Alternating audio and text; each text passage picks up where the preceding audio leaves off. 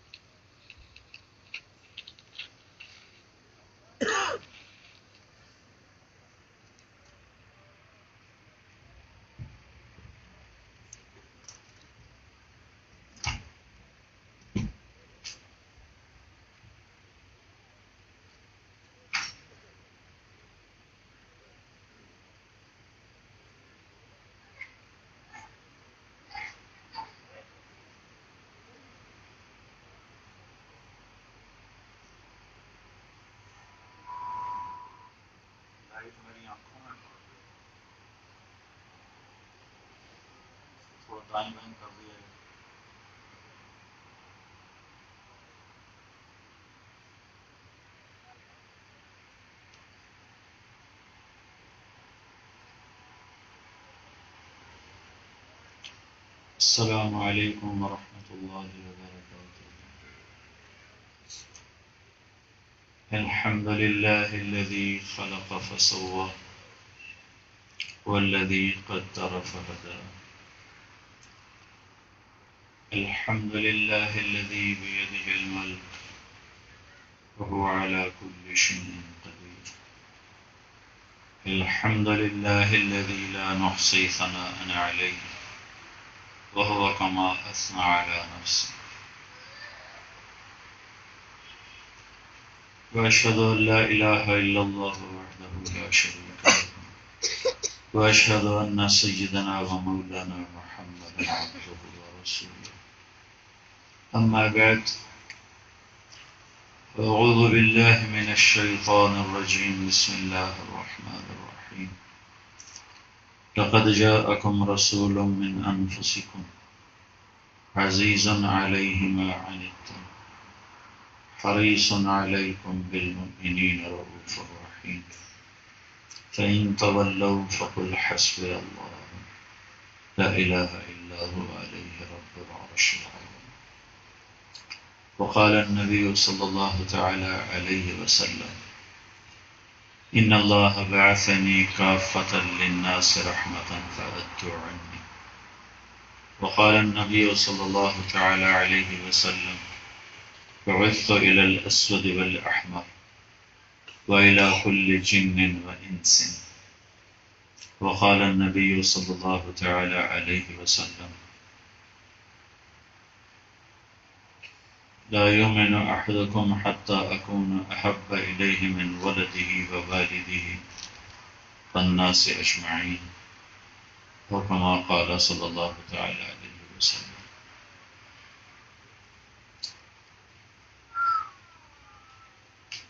میرے محترم بھائیوں اور دوستوں اور بہنوں،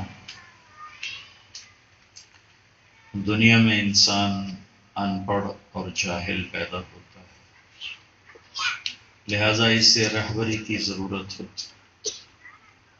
انسان کے علاوہ جتنی مخلوق ہے، نباتات ہیں، حیوانات ہیں، پرند ہیں، چرند ہیں، مچھلیاں ہیں، چیونٹیاں ہیں، سانپ بچھو ہیں، یہ پیدائشی طور پر بڑے تعلیم یافتہ ہوتے ہیں اور بڑے سیکھے سکھائے ہوتے ہیں. کہیں سے سیکھتے نہیں، ان کو اللہ انڈے سے نکلتے ہی، ماں کے پیٹ سے نکلتے ہی ساری تعلیم دے چکا ہوتا ہے. لہذا ان کا کوئی ٹیچر نہیں، ان کا کوئی استاد نہیں، ان کی کوئی درس گاہ نہیں اور ان کا علم کبھی غلط نہیں ہوتا، بالکل ان کے اندر صحیح علم ہوتا ہے۔ ہمارے اندر دونوں علم جا سکتے ہیں، غلط بھی صحیح، ان کے اندر صرف صحیح علم جاتا ہے۔ آپ گائے کے سامنے، بکری کے سامنے گوشت رکھیں، کبھی نہیں کھائے گی، تو اس کا علم بتاتا ہے کہ یہ میری غذا نہیں۔ آپ شیر کے آگے گھاس رکھیں، زعفران کی رکھیں، وہ منہ پھیر کے بیٹھ جائے گا، کہے گا یہ میری غذا نہیں، میرا علم اس کا انکار کرتا ہے۔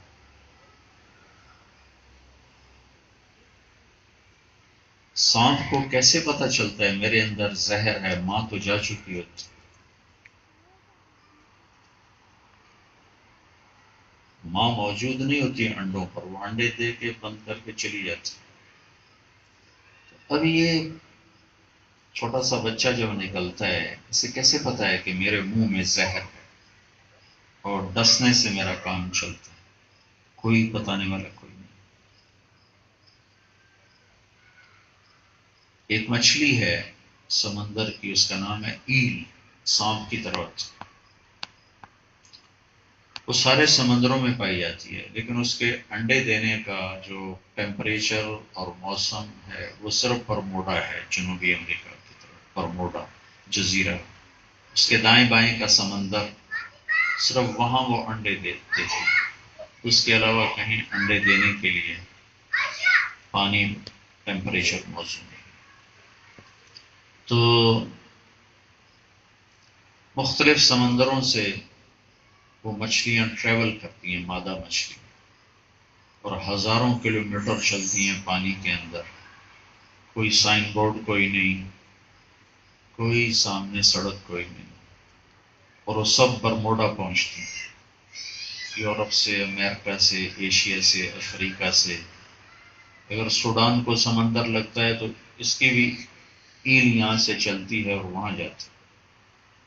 انڈے دے کے مائیں مر جاتی ہیں، واپس نہیں آتی، بس ان کا کام انڈے دینا ہوتا ہے، پھر مر جانا ہوتا ہے۔ ان انڈوں سے جب بچے نکلتے ہیں تو یورپ والی مچھلی کو پتہ نہیں ہے میری ماں یورپ سے آئی تھی، ایشیا والی مچھلی کو پتہ نہیں ہے میری ماں ایشیا سے آئی تھی، امریکہ والی، سوڈان والی، کیمرون والی، بحیرہ عرب والی، بحر ہند والی، پیسیفک والی، بس وہ انڈوں سے نکلتی ہیں۔ رہنے کے لیے وہ جگہ موزوں نہیں، انہیں وہیں جانا ہے جہاں سے ماں آئی تھی۔ اگر وہ کہیں اور چلی جائیں گی تو ٹیمپریچر ایسا ہے کہ وہ مر جائے گی، لہذا اسے وہیں جانا ہے جہاں سے ماں آئی تھی۔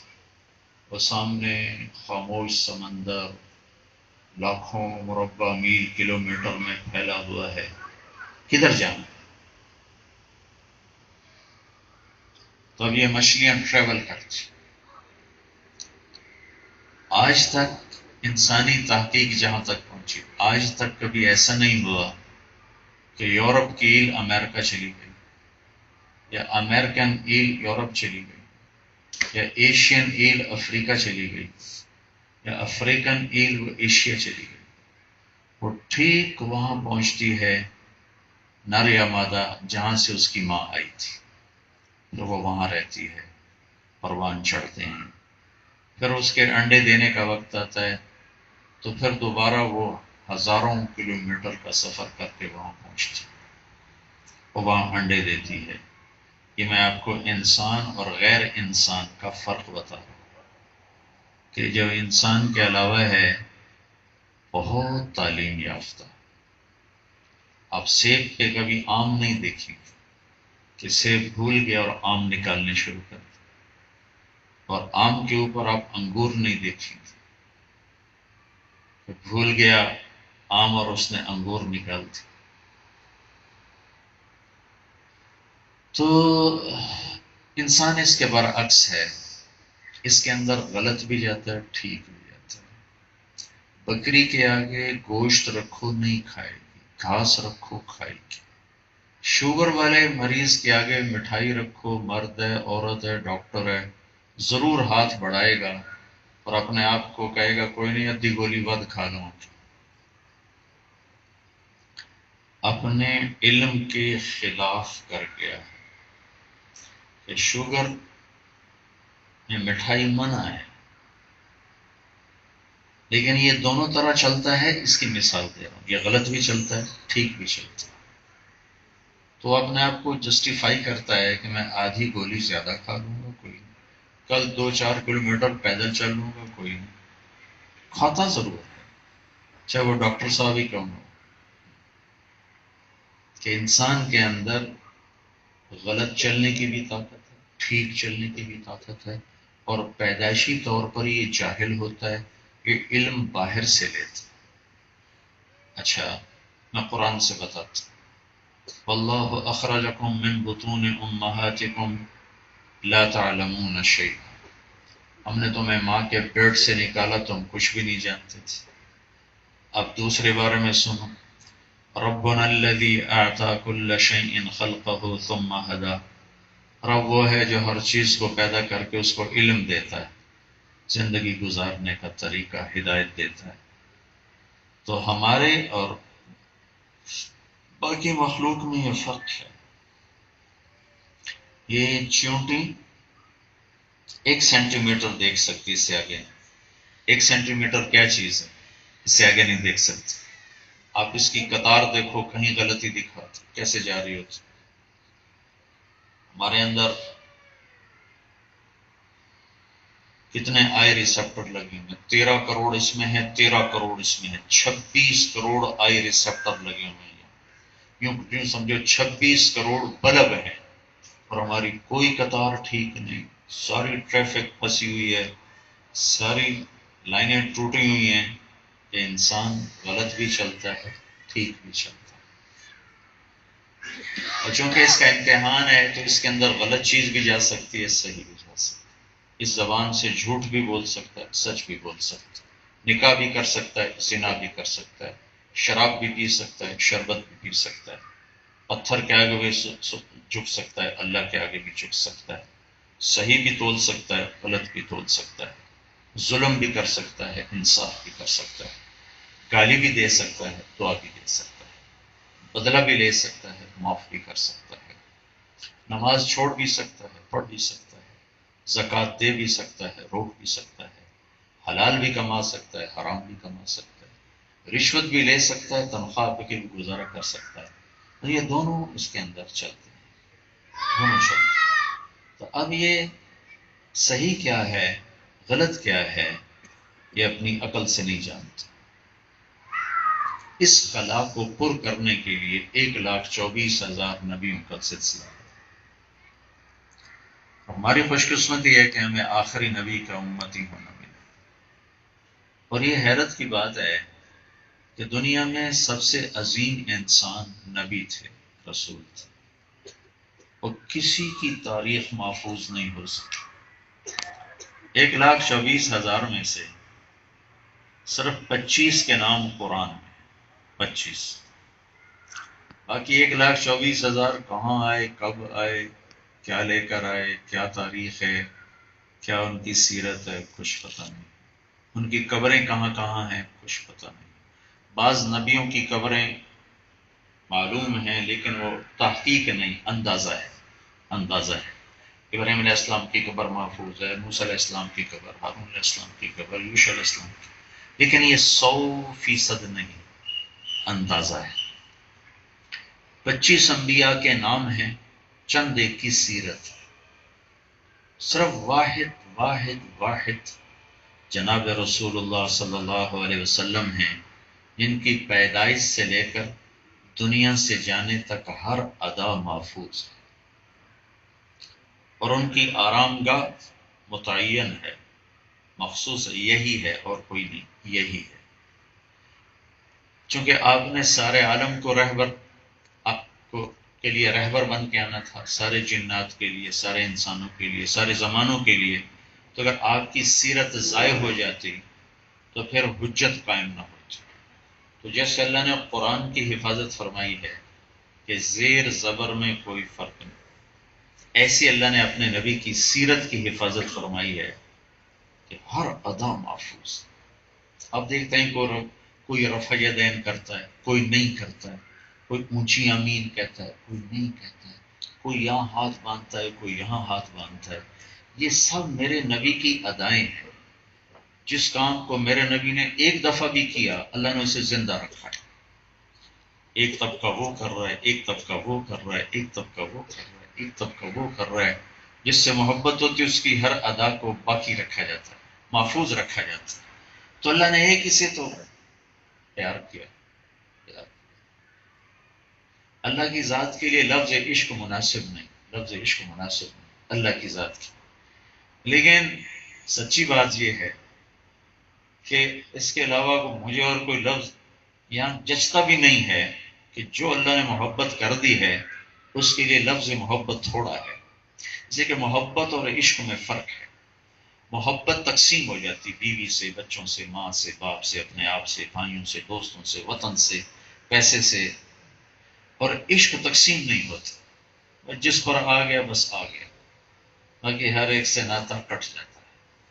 لیکن عرب کے اہل لغت کہتے ہیں کہ عشق کا لفظ اللہ کے لیے مناسب نہیں، تو ہم بھی استعمال نہیں کرتے.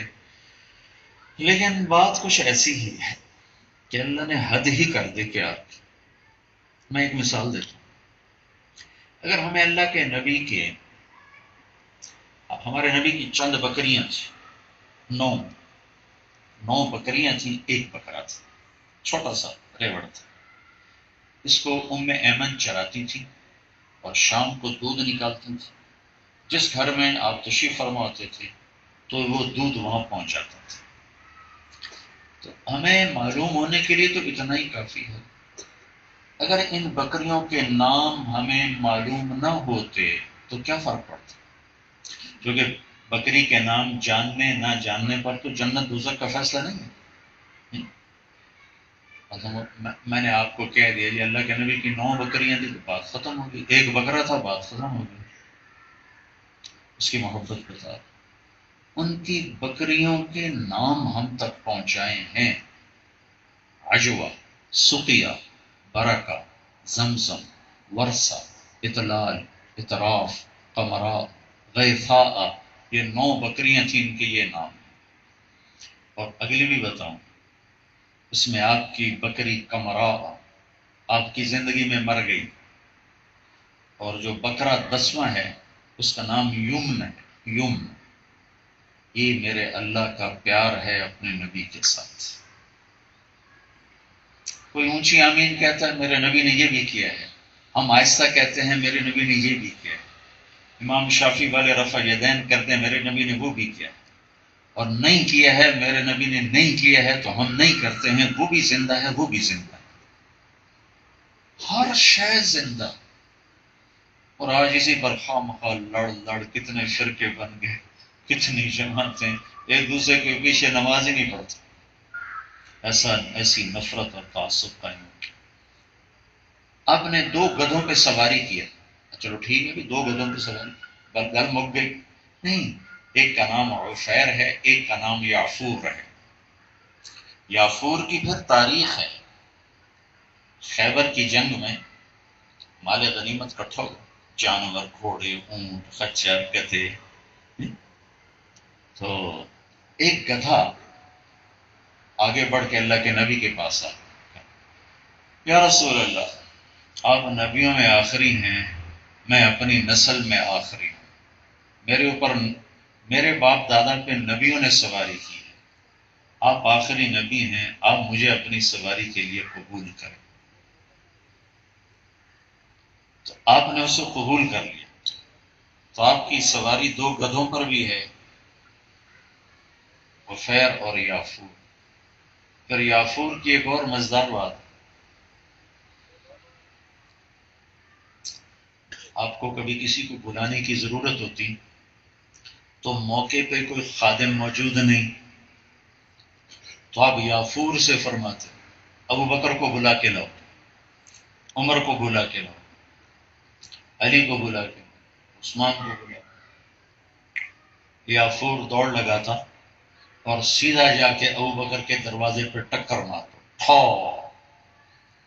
اس نے تو ٹکر ہی مارنی تھی، گھنٹی تو نہیں بجانی تھی۔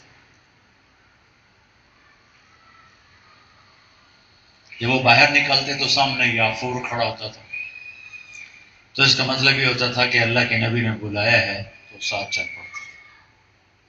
جس دن آپ کا انتقال ہوا، جانوروں کو کیا پتا کون دنیا سے گیا اور کون باقی ہے، لیکن ادھر آپ نے پردہ فرمایا اور ادھر یافور نے رونا شروع کر دیا، زور زور سے شور مچایا، رسی توڑا کے مدینے کی گلیوں میں بھاگے، شور مچائے، پھر ایک کنویں میں چھلانگ لگا کے جان دے دی۔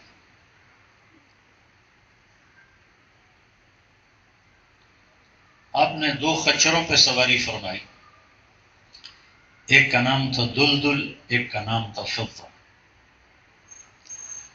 پھر یہ دلدل وہ خچر ہے جس پر حضرت علی نے جنگ نہروان لڑی تھی، اس لیے یہ زیادہ مشہور ہو گئی۔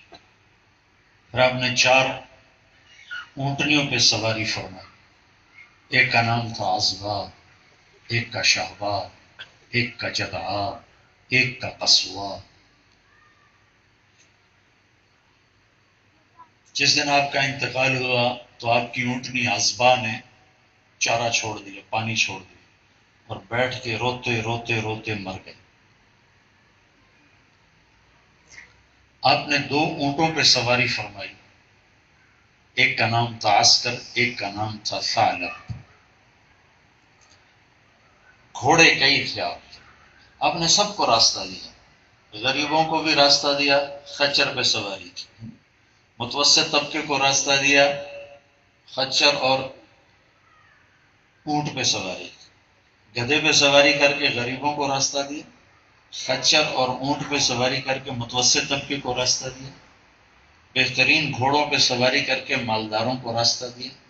حلال پیسے سے اچھی سواری لینا چاہے کوئی منع۔ آپ کے ایک گھوڑے کا نام تھا ورد۔ ورد کسے کہتے ہیں؟ گلاب۔ جیسے پھول پڑے ہوں تو گلاب سب سے نمایاں ہوتا ہے، آپ کا وہ گھوڑا گھوڑوں میں نمایاں ہوتا تھا۔ آپ کے گھوڑے کا نام تھا لحیف۔ لحیف، لحیف لحاف کو کہتے ہیں، لحاف ہے تو اسے لحاف میں آدمی لپٹ جاتا ہے۔ وہ اتنی لمبی چھلانگ لگاتا تھا کہ لگتا تھا اس نے زمین کے اوپر سایہ کر دیا ہے اور زمین کے لیے وہ لحاف بن گیا ہے، اتنی لمبی چھلانگ لگاتا تو اس کے کہتے تھے لحیف۔ آپ کے گھوڑے کا نام تھا یاسوب، بہت حسین تھا۔ یہ یاسوب کہتے ہیں شہد کی ملکہ کو، شہد کی ملکہ۔ تو ایک چھتے میں، شہد کے ایک چھتے میں 36,000 کا لشکر ہوتا ہے شہد کی مکھیوں کا، اس میں شہد کی ملکہ نمایاں نظر آتی، تو وہ یاسوب نمایاں نظر آتا تھا۔ تو مرتجل مرتجل مرتجز لذاذ طراز لحیف سجل سکب سبحہ یاسوب یعقوب ورد، یہ عالی شان گھوڑے تھے جن پر آپ نے سواری فرمائی۔ میں آپ کو ایک نمونہ بتا رہا ہوں سیرت کا کہ اللہ نے ایسا پیار کیا کہ ہر شے زندہ کرتا، ہر شے۔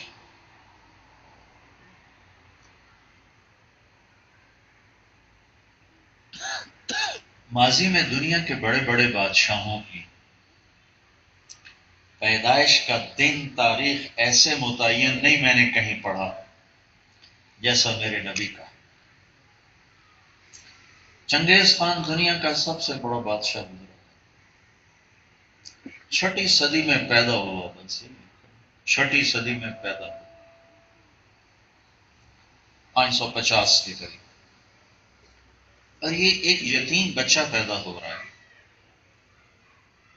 باپ جن کے دنیا سے جا چکے ہیں، کفیل ان کے دادا ہیں، اور گھر میں فقر ہے،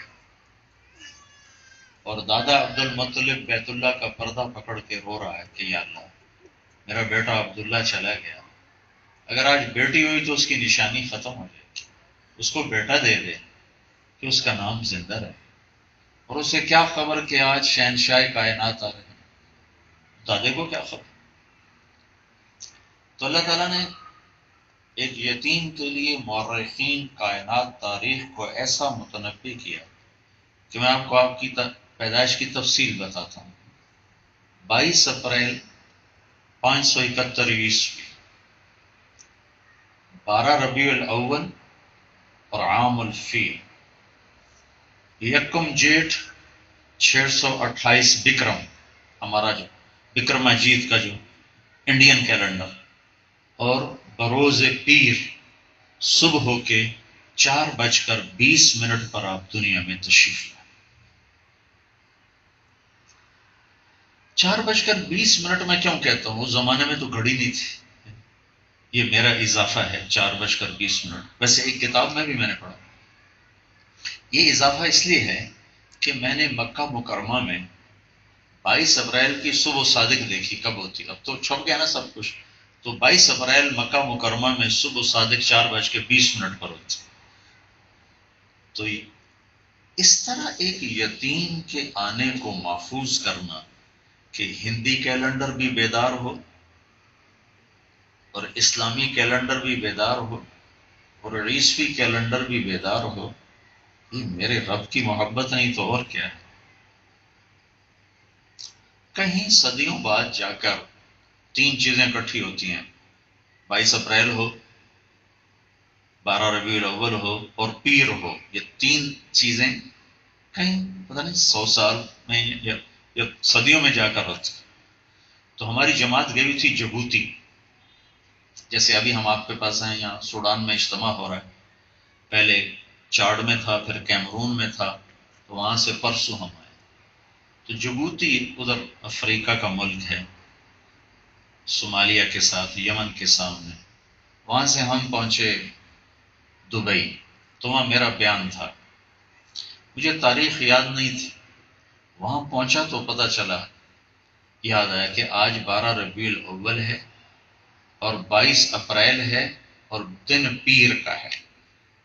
3 چیزیں میری یادداشت میں نے زندگی میں پہلی دفعہ اکٹھی ہوتی دیکھی، کہ وہ 22 اپریل تھا، 12 ربیع الاول تھا اور پیر کا دن تھا۔ تو کون اس کو یاد رکھتا ہے؟ پھر آپ کی آمد بڑی عجیب تھی، آپ کی دایا لیڈی ڈاکٹر، اس کا نام تھا شفا،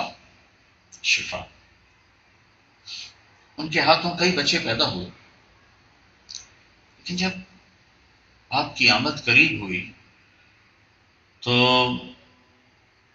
کمرہ مہک اٹھا، خوشبو پھیلی، تو جیسے جیسے بچہ باہر آ رہا تھا خوشبو بڑھ رہی تھی، اور شفا کی نظر پڑی ہے تو بچے کے جسم پر ماں کے پیٹ کی آنول کا ایک ذرہ نہیں تھا۔ ماں کے پیٹ سے جب بچہ آتا ہے تو بھرا ہوا ہوتا ہے، اٹھایا جاتا ہے، دھویا جاتا ہے، آپ ماں کے پیٹ سے باہر آئے پاک پاکیزہ، دھلے دھلائے، اور ناف باہر کاٹی جاتی، آنت اور ناف جڑی ہوتی، لیکن جب آپ باہر آئیں تو آپ کی ناف ماں کے پیٹ کے اندر سے کٹ کے آئی تھی۔ پھر بچہ ہے، لڑکا ہے تو ختنہ ہوتا ہے، لیکن جب آپ ماں کے پیٹ سے نکلے تو آپ کا ختنہ ماں کے پیٹ سے ہو کے آیا تھا۔ 3 عجائب کے ساتھ آپ آئے، پاکیزہ، خوشبودار، ناف کٹی ہوئی اور ختنہ ہوا۔ تو لہذا دائی کے لیے عجیب مقام تھا کہ یہ کون بچہ ہے، کیسا بچہ ہے؟ تو انہوں نے ہاتھوں میں لیا، حیران ہو کے دیکھا، ماں کے پہلو میں لٹایا، یہ بچہ 15 منٹ گزار چکا ہے، 20 منٹ گزار چکا ہے، تو آپ نے ایک دم کروٹ بدلی، یہ بچہ جس کو پیدا ہوا بھی 15-20 منٹ میں کروٹ بدلی اور پورے سجدے میں چلے گئے جیسے ایک آدمی سجدہ کرتا، پورا سجدہ۔ ماں بھی گھبرا گئی اور دائی بھی گھبرا گئی، یہ کیا ہوا؟ اور آتے ہی اعلان کیا کہ میری امت کی زینت سجدہ ہے، میری امت کی پہچان نماز ہے۔ وہ کیا امتی ہے جو سجدے سے ہی محروم؟